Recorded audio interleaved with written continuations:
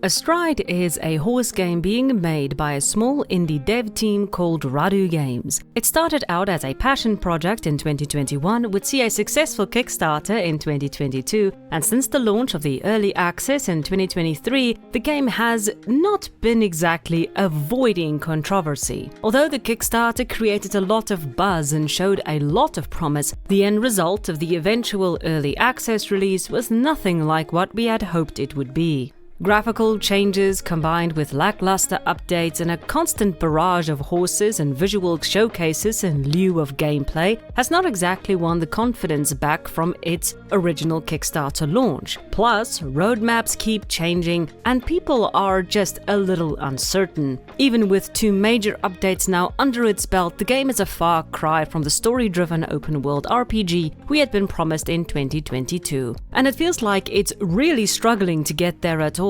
But what is going on? How is Astride doing? Why is it so focused on the visual, and will we ever get the game we wanted? That's what I hope to find out when I sent a list of questions to the Astride team a few weeks ago, and this video will be going over their answers and hopefully give us some insights into what is going on and what we can expect in the future. Before I do continue with this video, I want to make it clear that Astride is still very much in development. I am in no way saying we will not get the game we hope for, nor do I have any ill will towards the developers. I do believe that they mean it when they say they have a lot of passion for this project and they want to see it to its conclusion. I also believe that it could still happen if things go the way they need it to. But that does not change the fact that there are a lot of uncertainties hanging on the horizon, and players who supported this project might feel a little worried about the project's future. Hence all the questions. This video will be going over the answers given and ask some questions you guys also had to hopefully give us some context to the overall project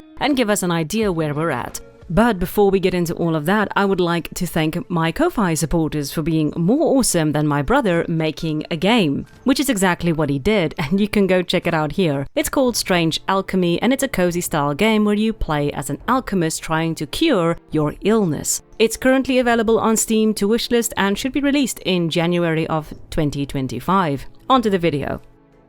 Before we get into the questions, let's briefly establish why are people upset. There are a few reasons for this. Firstly, the game has a seriously slow development. Starting as a part-time production in October of 2020, Astride would switch out to a full-time development in 2022 after the Kickstarter in May. This means that this game has been in full development for almost 3 years. They have a total of 6 developers. In comparison to other games like Tales of Rain Ravine and Ranch of Rivershine, both horse games, which both also have been in development for around 3 years, have demo releases plus single developers for each game. Astride feels like it's dragging its feet. Secondly, with the amount of funding the game has received, players feel like the game should be a lot further along. In total, they have received 3 rounds of funding. The Kickstarter in April of 2022, which raised $44,000, a government funding round on the 20th of May 2022, that gave them $50,000, and 1 funding round that gave them $100,000. They also have a Patreon, plus they sell the game on Steam for €25. With all of this money invested into the game, players feel like they should be getting more bang for their buck, and those who invested money into the game feel like it's just moving too slowly for the amount of money ponied into it. For context, it took them a year to add sound to the game and about the same time to add tack. Thirdly, the Kickstarter trailer did not reflect the game we are currently seeing being developed. When the Kickstarter was launched in April of 2022, it showed a few things: a specific horse model, and a rider sitting on that horse model with nicely fitted tack. When the early access launched a year later, the game was nothing what people had thought it would be. No rider, the entire visual had changed,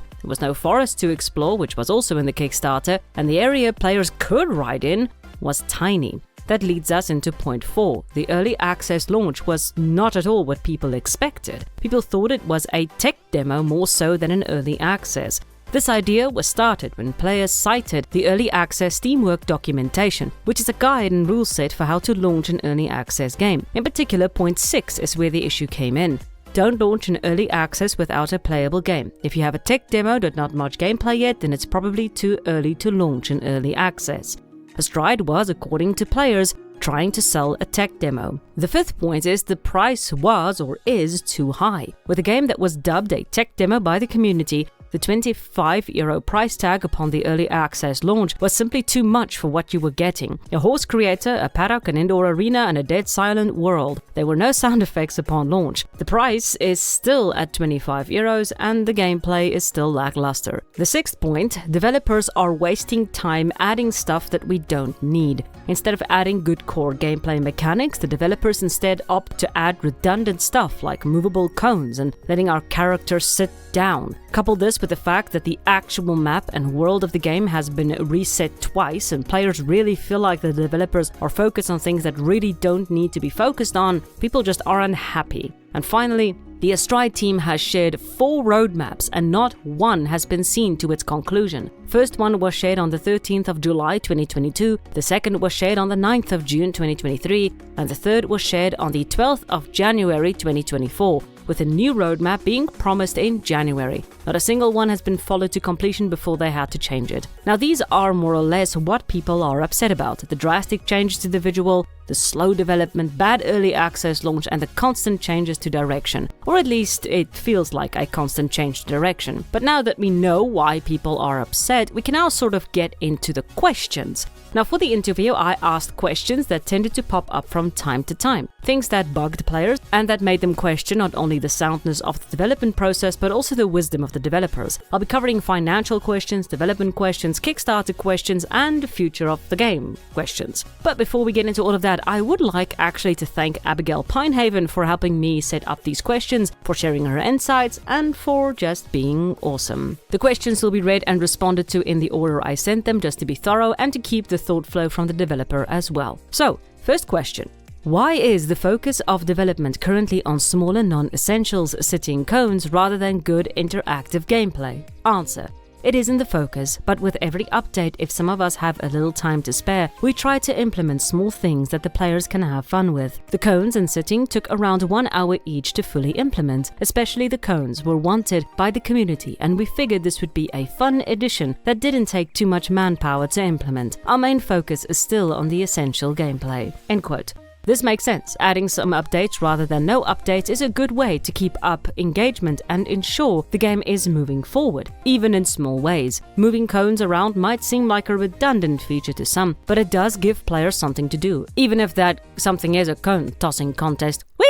However, the final statement of this answer, "our main focus is still on the essential gameplay," does not vibe with the current development process. A lot of updates have been more focused toward visual and graphical implementation, and from an outsider's perspective, it does look like gameplay is getting the short end of the stick. Currently, the show jumping is still just a shell of what it could be. You can't knock poles, your horse won't refuse, and if you muck up a jump, your horse just sort of gallops into the fence and stays there. Just stays there. This has been a problem since the launch of the early access, and although we can't deny that the game has grown in a lot of ways, gameplay-wise, the game feels very stagnant. But let's try to be fair. In December of 2023, they did add a dressage mechanic, a type of gameplay where you try and get the best score you can by switching gates at the appropriate points. And on the 10th of May 2024, they would add a scoring board for players to actually gauge their skill. They would also make tack unlockable. Every time you completed a course, you would unlock a piece of tack. All of this does line up with a sort of gameplay. It is something to do, but we need to have a core gameplay loop to get a feel for what the future of the game will be. That leads us into the next question. When will we see actual gameplay? As in a gameplay loop and a proper concept of what the game will be. Also, what will this gameplay loop entail? We are working hard on the gameplay, but a lot of the base systems have needed to be developed from scratch and it takes time. When you will see this gameplay loop added depends on our liquidity, but the goal is for 2025 that the core gameplay loop is implemented. The gameplay loop will consist of contracts given to the player by the aunt. These contracts can be to board a client's horse, train it to a certain level, and then send it back. A contract could also be a client requesting a specific foal, specific color, breed, temperament, or abilities, where the player will have to find the perfect mare and stallion, breed them, and take care of the offspring until it is ready. Another example would be a client wishing to purchase a specific horse with specific traits, where the player will have to scour the horse market and train it to fulfill the contract. Of course, the player will also take care of the facility and their own horses." End quote. Plans have certainly been made. and ideas seem to be in the pipeline, and although the concept of riding, training and boarding horses is really the basis for all horse games, the contract idea does make it a bit more interesting, as you can more than likely fail or muck up the contract, which will add a level of challenge. With that being said, it might have been a better idea to have made this the main focus of development since the game's conception in 2020. I will get into the development problems later, but the gameplay loop is something that should have been established early on. It is the core function of your game. Multiplayer, pretty horses, animations, story, all should come later. I'm not saying these other parts of gameplay are less important, but rather that your gameplay loop is what is going to keep your players in your game when they first boot it up. To use an example, Grim Dawn is a game I'm currently grinding. In the game, you go out, kill monsters, pick up loot, rinse and repeat. I love it. That's really the entirety of the game. What keeps it interesting is the story, world and characters you meet along the way. But if you strip away all of that, what you will remain with is the core gameplay loop. Shoot, kill, loot, repeat. Point is, a gameplay loop is the heart of your game. Without any sort of loop and nothing to keep it interesting, it will collapse into the swamps of the mundane. Now, like I said, I will get into the rough development, and I will also get into how game development just isn't linear. Where you start is simply not where you will end up. Games change constantly, which is why you really shouldn't share games on Kickstarter until they have something to show. Which leads me into the next question. Why did you launch the Kickstarter long before you had any sort of gameplay loop to show, or any true gameplay to show? Kickstarter is generally for the purpose to kickstart a project. For us, that means to get equity capital for the purpose of applying for more funds. Applying for government funds has a requirement of a certain amount being funded by ourselves, and the Kickstarter funding was essential in this process, in addition to proving that there was an interest and a market for this game." End quote. So I'm going to contradict here. The first part of the statement is not entirely true. Kickstarter is not there to really kickstart a project from the ground up. It is a tool to help creators complete projects. It can certainly help you to get started, but this is not always the best idea, because Kickstarter requires either a prototype to show that the concept you're working on is working, or some proof of concept for people to buy into the idea. This is where the statement "sharing your game too early can be a problem" comes into play. If you don't have anything to show, then your game will sink fast. If you show the wrong thing or incomplete concepts, the game might change too much, and this might upset backers. Just look at Mighty No. 9. Mighty No. 9 was a very successful Kickstarter that launched on the 31st of August 2013. The concept for the game was pretty specific, with much darker visuals and concepts. But the main selling point was that Keiji Inafune, one of the brains behind Mega Man, would have a hand in this project. Also, I don't know if I pronounced that name correctly. Due to excellent marketing and Inafune as the face of the game, the Kickstarter would crush its initial goal with 400% to make a total of $3.8 million. In the coming years, the game's development would slow to a crawl, with the game being postponed constantly. On October 2016, the game would be released, and players were not happy. The game was just a very mediocre version of what people had hoped for, with Polygon going so far as to say, "This feels like an answer to why Capcom isn't making Mega Man games anymore." Yikes! Another key point was the stark change in visuals. This was the original concept, and this is what we ended up with. Now, the project itself was poorly managed. It blew up too quickly, and too much weight was put on the creator to make a masterpiece. It was a perfect storm for a possible flop, and that is exactly what happened. The elements essentially made the flop more intense just because it was such a success. But this is why the original trailer for Astride is such a contention point in the community. Essentially, people bought into this idea. This is what they thought they were going to get when they supported the game. Furthermore, people were under the impression that all of this was already done and ready to play when they bought into it. But this was just a concept cobbled together for a Kickstarter trailer. You can't deny that this trailer does give a very specific idea of what the game would be, and even with the footnote, everything showcased is early game footage and does not represent the final product, is not really enough, because again, no one thought the game would change this drastically, and people just weren't under the impression that the trailer wasn't a proof of what they had actually been working on. Again, go look at Mighty No. 9. But with all of this being said, we then have to look at the second part of their reply, which does explain why they specifically used Kickstarter so early in the project's life. Applying for government funds has a requirement of a certain amount being funded by ourselves, and the Kickstarter funding was essential in this process, in addition to proving that there was an interest and a market for this game. The part of the funding that was used was $12,000, 25% of their original funding total, which was $50,000. The Astride team had to fund part of it to ensure they received the funding. Which makes sense, as it probably shows that people who receive funding are serious about their projects. But this does explain why they went this route with Kickstarter. It was a way to ensure they could start the project properly. But it doesn't explain why, even after numerous funding rounds, the project's development is still so slow, which goes into the next question. Why is development so slow with a team of 6? We see great strides, no pun intended, being taken by games like Ranch of Rivershine and Tales of Rain Ravine that have one developer. Although I appreciate horizontal slices versus vertical slices, this becomes a moot point when the game has little to nothing to show after a full 3 years. Quick explanation here, Ranch of Rivershine has been in development for around 4 years now and has seen a terrifically smooth development. Same with Rain Ravine. Although Rain Ravine did have a slightly bumpy launch, it has seen a good release overall and is completely free to play. Both of these games are single developer games. As for vertical slices and horizontal slices, these denote the two ways in which developers can approach game development and how they will showcase that development. So, what is the difference between horizontal and vertical slices? In an article from Medium, they say horizontal slice programming and vertical slice programming are two distinct approaches to structuring software development. Each approach comes with its own set of benefits and challenges, catering to different project requirements and team dynamics. The key difference here is that vertical slices focus on completing one feature before moving on to the next, while horizontal slices focus on working on all features simultaneously.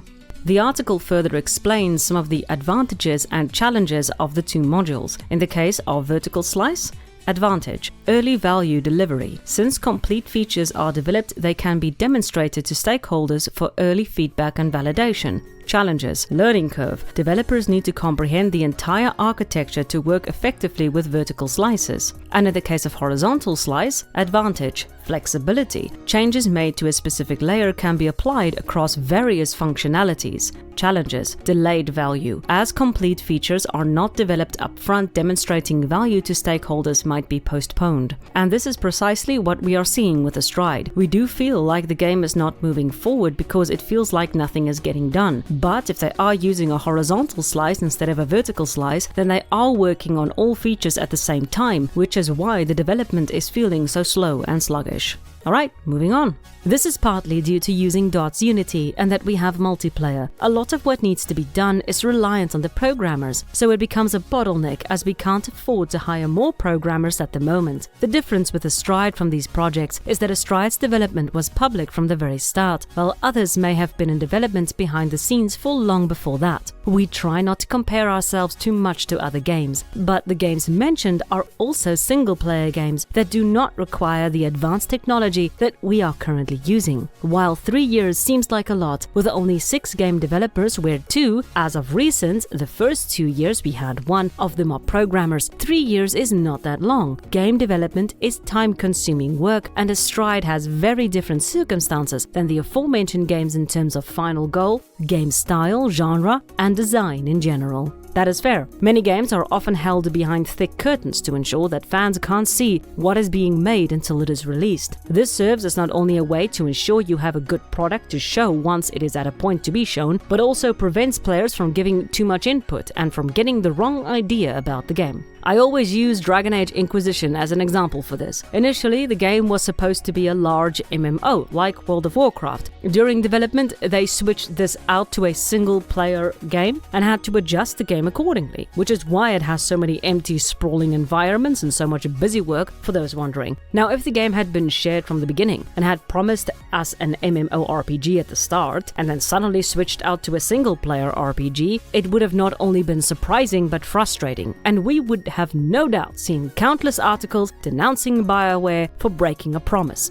Because they made that change where people couldn't see it, they could make those changes happily, without any real backlash. Astride has no such luxury. Every change or edit or move they make is placed under severe scrutiny. They are often being criticized for what is being made, and this has possibly caused development to stumble thanks to so much outside input. Personally, I wish they'd shut the curtains for a bit, but that might compromise their funding in the future, because if the game's popularity dies entirely, getting funding will become even more of a challenge. It's a difficult tightrope to walk. With that being said, games like Rain Ravine and Ranch of Rivershine do make it a lot more difficult to swallow the "we only have 6 developers" pill. I do sincerely understand that game development is a lot of work and takes time, but it feels like the experience that Astride wants to give us is being sold in these 2 games for a lot cheaper and a lot faster. It is not something that is fair, but it is a point that players are struggling to shake. Why should we put so much money into this game when these 2 games already sort of give us the experience we're looking for? People will compare, and even if it is considered unfair, if there are examples to point to that make sense to point to, that is what people will do. Especially when you have one game that has a ton of funding and another that has little to no funding, and another game that came out for free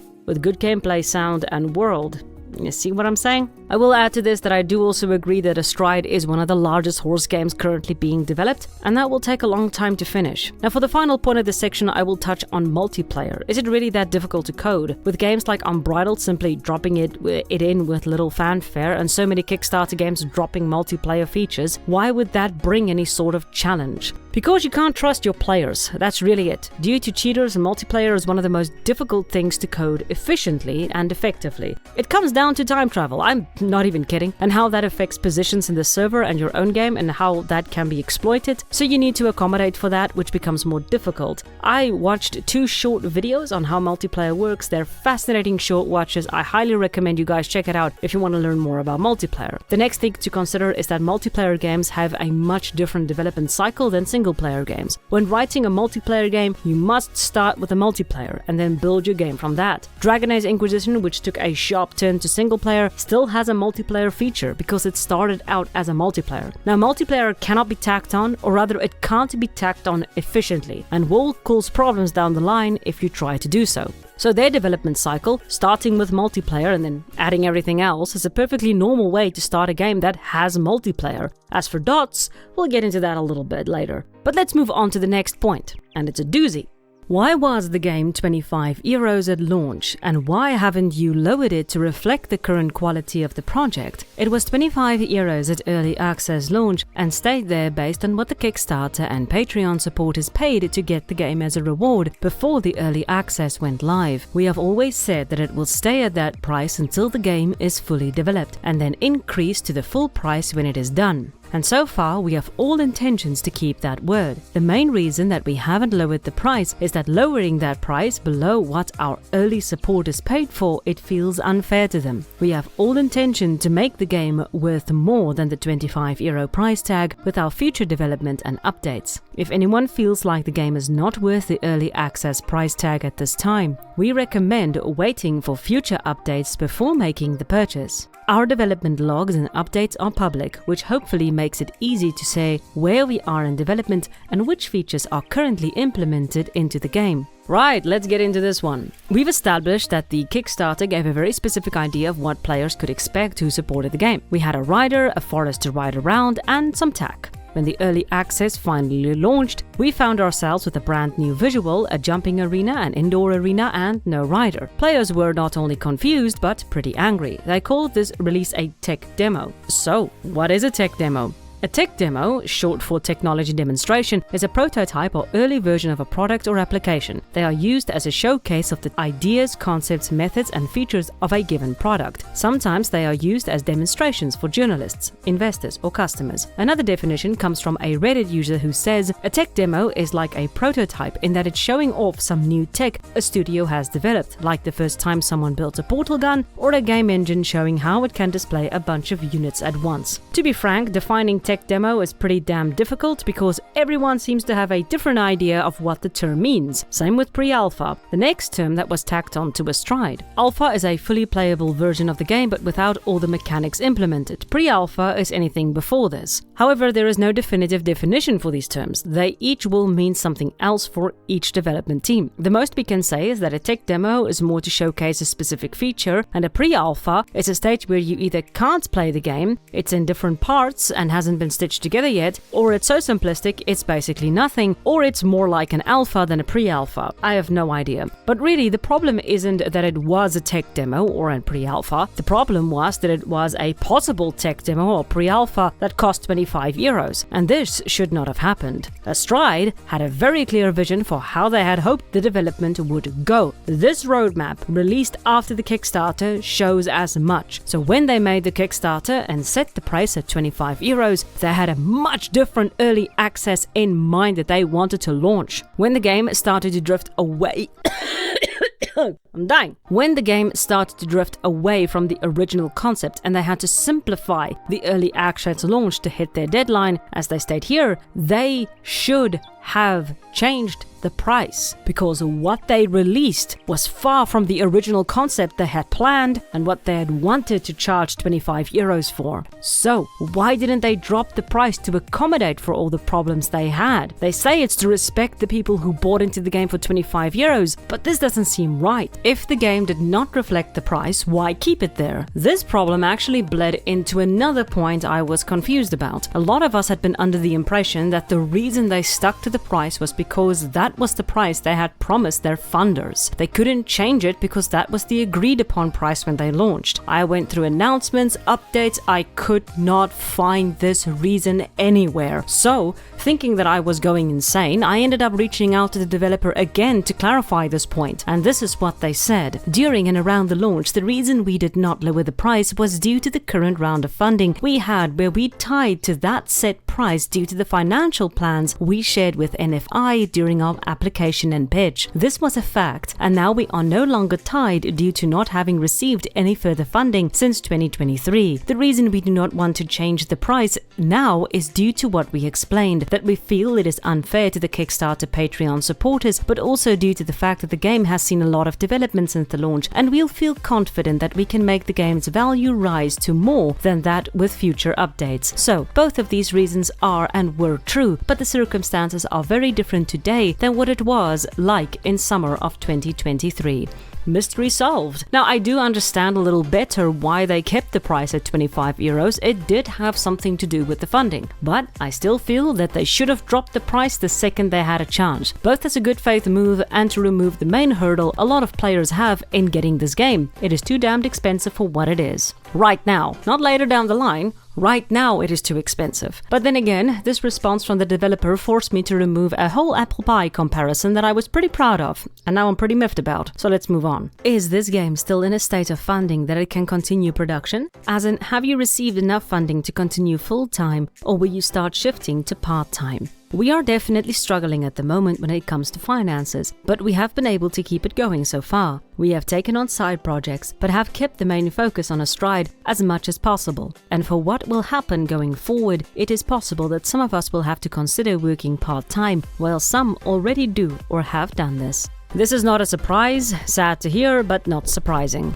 With all the ups and downs in development and the recent funding round that went bust, they would have had to eventually look for other means to keep going. And keep in mind they have been working at 25% FTE. FTE stands for full-time equivalent and is a unit that indicates the workload of an employed person. So basically their salary. They have been working full-time, but with only 25 to 50% of their salary. To keep this up for another couple of years is insane and would not be feasible for any company at any point. With how the game's development is going, it is sort of inevitable that the developers would need to find a new way to make an income. As for working on a side project, that might cause a bit of a concern for some players. They might feel that Astride is moving focus away from their main game. They might also feel that Astride is asking for even more money when they already had a lot of funding. Both points are reasonable, but it is not unheard of for games to switch over to another project midway to make money. A great example of this is the developer of Ranch of Rivershine. During the production for the game, she realized it was going to be too large of a project to make an income on soon. So she halted production on Ranch of Rivershine to make a smaller game, Capybara Spa, to make a little something on the side Astride and to give her more time to finish Rides of Rivershine properly. If Astride does take the route, it could be either a good or bad thing depending on how it's handled. A bad example of this would be Red Ash, the second Kickstarter that Concept launched while they were still working on Mighty No. 9, and people wonder why that game got so much hate.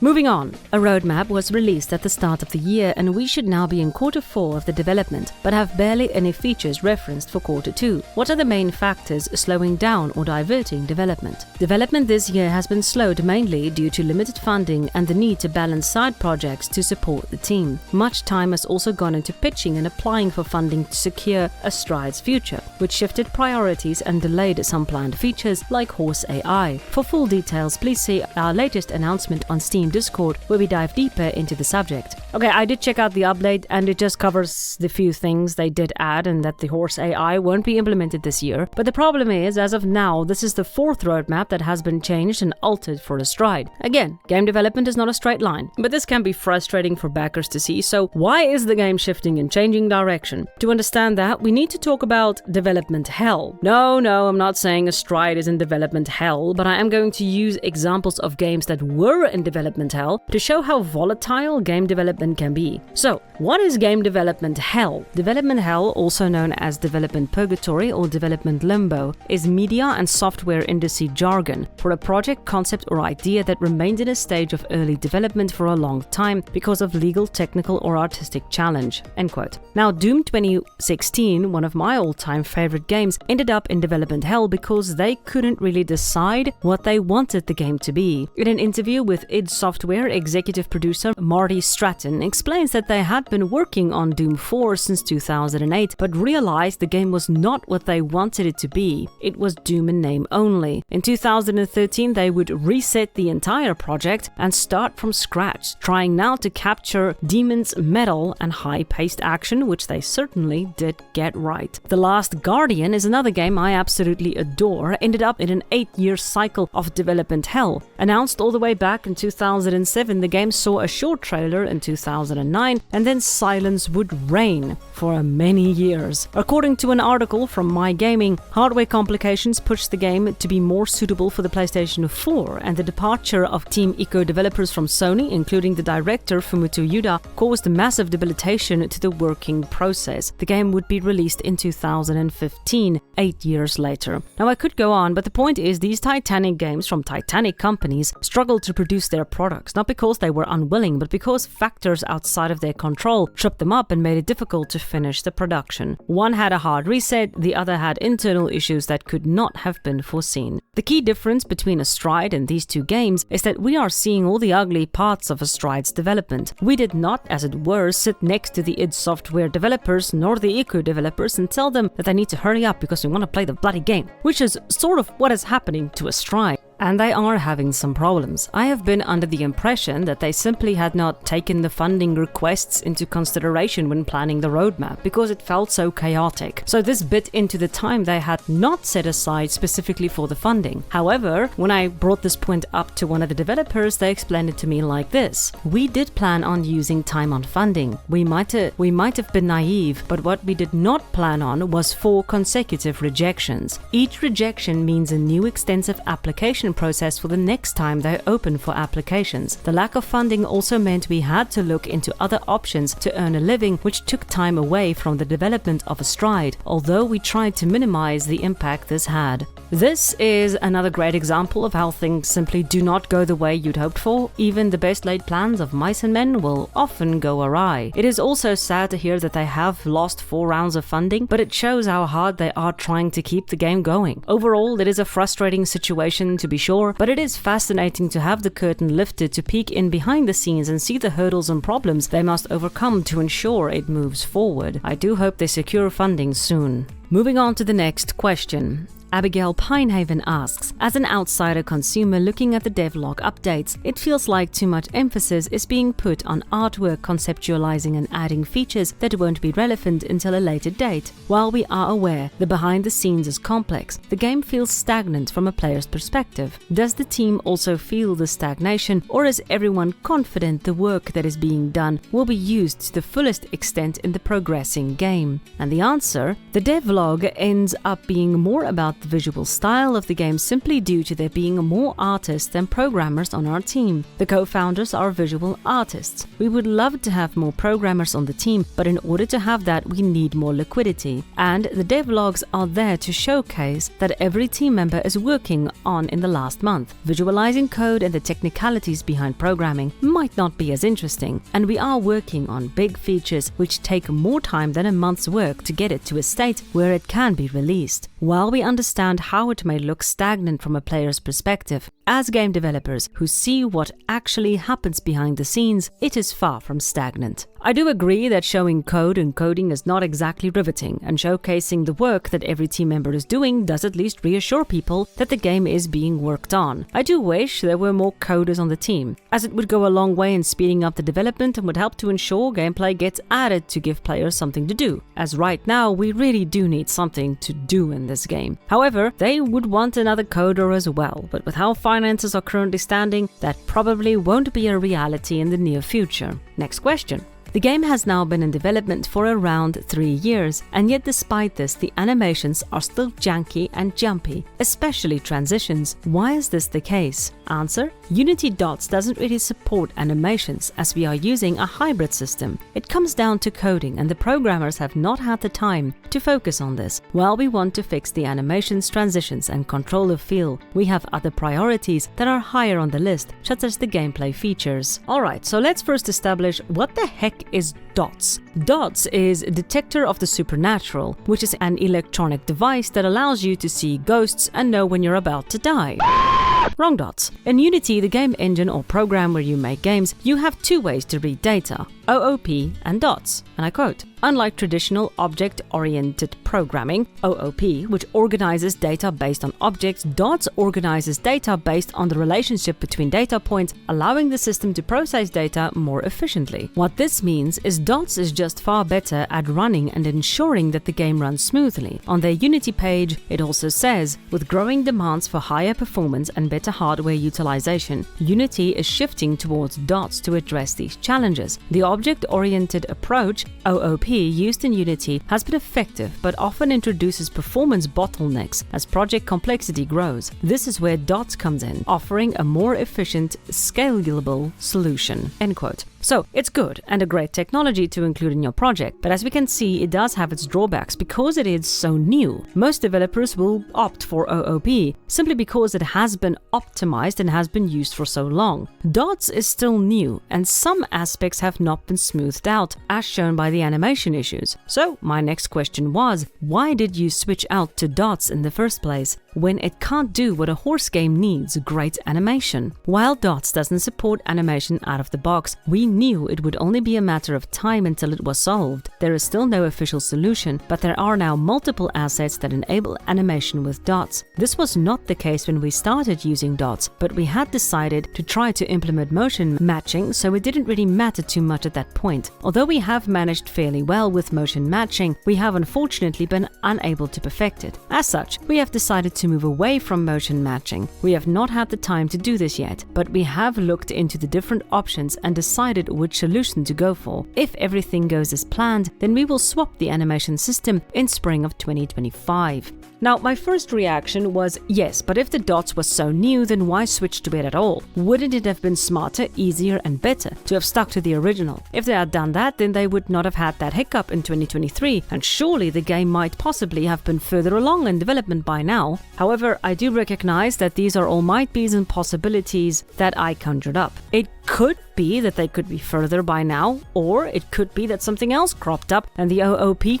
did create a bottleneck. It is just frustrating that this new technology seems to be causing issues, but we really can't say if they would have been further along if they had stuck to the OOP. But this is a great example of how games can and do change and shift constantly during development. As we discussed earlier with The Last Guardian, changes in hardware does happen, and making that switch can be a good or bad thing. In this case, it slowed development, but it might make a lot of stuff later down the line easier, as Unity itself promises. Also, this is an example of where Astride did have a plan in place, but it sort of collapsed due to things out of their control. Just to kind of be fair on them in this regard. Aww. Next question. Why has Astride pivoted towards a more realistic graphic style and away from the Kickstarter concept? Mostly because of the horses. As we made the final versions of the models, they became quite realistic, which fits together with our plans for a realistic genetic system. The models, assets, and environment need to be on the same level to appear believable and cohesive. It was generally more fitting to the game and its goals. In addition to this, finding an environment asset that fit our semi-stylized goal was impossible. We looked everywhere for a very long time, and making an entire environment asset pack in-house would take too much time and resources that could be used elsewhere. I don't mind developers buying assets. It can speed up development, especially when you're a small indie dev team. Yes, Horsetails, even you. The problem comes in when you have a team of 10 plus, 3 years, a budget of $650,000, ask $30 for the game, and the game is so buggy at launch that people can't save. That's when the price tag outweighs the experience and when buying assets becomes a problem. You know, like with Astride right now. Just to interject here for a moment, as I was editing this video, I got a chance to really look at the horse creator. This is one of the most intricate and detailed horse creators we have ever seen in a horse game, and I think it bears mentioning, Sims 4 being the only one to top it. And this is nothing to sneeze at. There are hundreds if not thousands of combinations you can make in this creator, and making your dream horse is almost a definite. And to top it off, they are going to add different breeds on top of all these coats and markings, which were all handmade. I just want to give credit where it's due, because although we often say it's just a horse creator, as I have done, we should also be fair and acknowledge that this creator is pretty damn awesome. Moving on. With that being said, this answer confused me because I'd been under the impression that everything was being made in-house and that everything would be replaced later down the line. So if they were changing it to fit with the store-bought assets, did that mean that those store-bought assets were going to be there to stay? This was one of the selling points for Astride after all. So once again, I reached out to the developer to clarify this point. We still intend to make assets in-house. As things currently stand, we use asset packs we have bought for trees, grass, rocks, flowers, as well as some miscellaneous items, bridges, benches, some far-off houses. The rest has been made by us, and the plan is to swap out the bought assets for our own when we get further in the development. Since we had a hard time finding asset packs with the art style we had originally wanted, we made the decision to go for a more realistic look. We felt this was the right choice since it also fits with how we want other aspects of the game to be close to reality. This means that the assets we eventually make will also be in a realistic style. The way I understand it is they looked for store-bought assets to fill up the world as placeholders, and when that style clashed with their own style, it was just easier to change their style to get a sort of cohesion in the world. I did like the more stylized horses in the trailer because it made Astride stand out. With that being said, I am glad to hear they are going to be replacing all the bought assets in the future, as this is something they have been promising for a while, and in this case it is a good thing that they have so many visual artists, because building an entire game from the ground up is a lot of damn work and it needs manpower. As it stands now, it feels like this game has been reset 3 times, once after the Kickstarter, once after the early access, and once when you added the larger map, and now again when the map was redesigned. This is kind of insane for a game in a 3-year production cycle. How will you ensure you don't have to reset again in the next update? Answer. What was shown in the Kickstarter was simply a concept, and the game development had not been properly started. While we have gone through some different maps, there have not been a reset of the game. No code or features had to be changed for the new environments, and these programmers and these environments were worked on by an artist, so it did not affect the development of the gameplay the programmers are working on. The reason for the different environments is that we are still learning and figuring things out when it comes to the terrain, tools, layout, water, shaders, textures, and lighting. The map will be changed again at some point, but the plan is to keep the current environment for the foreseeable future. Game development in general consists of a lot of back and forth. It might seem insane from an outsider's perspective, but this is very normal in the industry. It is just not normally shared, since it happens in the early stages of development, where games usually are not announced just yet.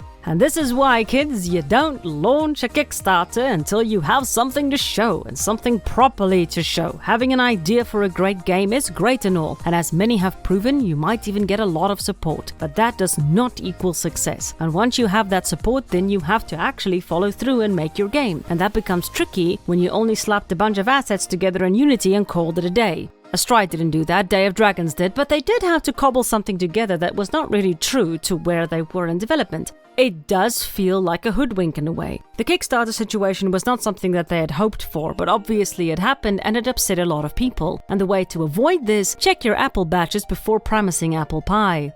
I'm hungry. Many supporters of the game have lost faith in the team and the project. What would you like to say to these people? While we understand that many supporters have lost faith in the project, we want to emphasize that even though things get delayed, we are still here. We keep pushing to work on this project and we have no intention of backing down. As we have mentioned, Astride is a passion project and the team is dedicated and motivated to see the game development to the finish line. We can only hope that with time and effort, some faith can be restored as we continue to work on Astride. Now, before I do finish the video, I asked my supporters for some questions, and here are some questions that they asked, so let's get into them and the replies from the developers. Will quadrille be an official discipline in the game? We have not discussed quadrille as an official discipline in Astride, and we currently don't see how we would implement this in a good way. So for now, we are not planning on adding quadrille as an official discipline, but we love seeing what the community does and has done with quadrille so far. Also, how is it going with the horse saving system? The saving system has been released and is working, but it will be upgraded as the development on Astride continues. The multiplayer save system will most likely be released together with the next batch of updates. The multiplayer save system is very limited in what it saves and loads, but this will also be added to a later date. Can we also have the soccer place back? The soccer place was just a fun weird place where we could kind of kick a ball around. It was fun though. The soccer ball was removed due to some bugs with it. We will see if we can fix it, but it won't be a priority at this point. Why did you decide to use Unity? The choice was between Unity and Unreal. Unity has commonly been the most used game engine among indie game developers in Norway, so choosing Unity made sense since it would be easier to find people with experience in using it. Are there any features you planned for the game but that you later decided to drop, and if so, why? Naturally, in game development, a lot of features are scrapped, changed, or added depending on many factors. Some examples of features we have changed or removed are story, multiplayer, tax table customization, horse feed, and pets. The story has been scaled down from being a big focal point to something smaller that still feels like an important part of the experience. This is mainly so that we can focus on the simulation aspect of the game, but there will still be a smaller story and quests for the players to unravel. The multiplayer aspect has also been scaled down and will not be such a big focus as it has risen to become over the years. Multiplayer will still be a part of Astride, but will not be the main part of the gameplay, meaning that the features such as competing against each other, selling breeding horses with other players will also be scaled down or removed. This way we can pull all our focus towards the single player experience that we wanted for Astride since the beginning before multiplayer became such a big part of the game.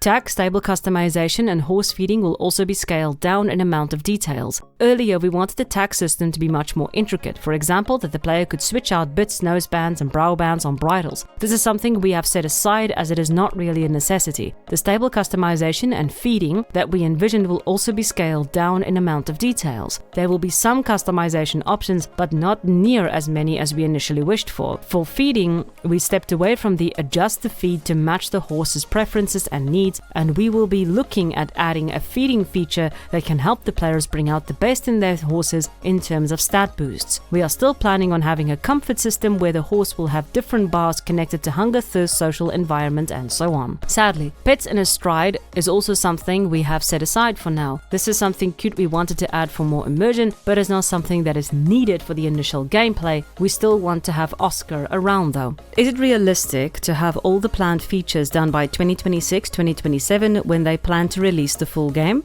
Having the game ready for full release is realistic, as long as we can work full-time on the game and possibly hire more developers. As per now, we do not have the funds to do so, but we are hoping and working hard towards getting more government support in 2025 to be able to keep pushing towards the finish line. And there's the main problem, isn't it?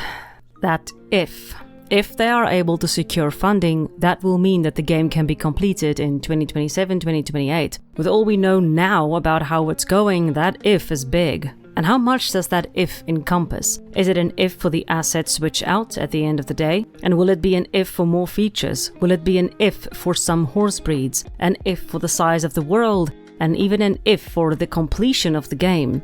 I don't want to sound negative. I am fully on board with supporting indie teams, and I want to see Astride succeed, but we cannot, at the end of the day, live in a world of ifs. The reality is 4 funding rounds have been rejected. The reality could be that 4 more are rejected. The further reality could be that they end up needing to work part-time on it, slowing development further, and then we only see the game in 2030. A further reality could be that 1 or more of the developers cannot sustain that FTE and end up leaving. Groups have broken up for less. Development can be a difficult beast to tame, but at the end of the day, if you do not have the rope to try and tame it, or in this case the funding to try and complete it, then the struggle will be for naught. The future of Astride is not nearly as bright as it was when the Kickstarter landed. I have no idea what the future will hold for it. Astride could be a great game. Unfortunately, the if stands between them and that greatness. However, I will end this video with a comment from the developer who was good enough to answer my questions, and she said this: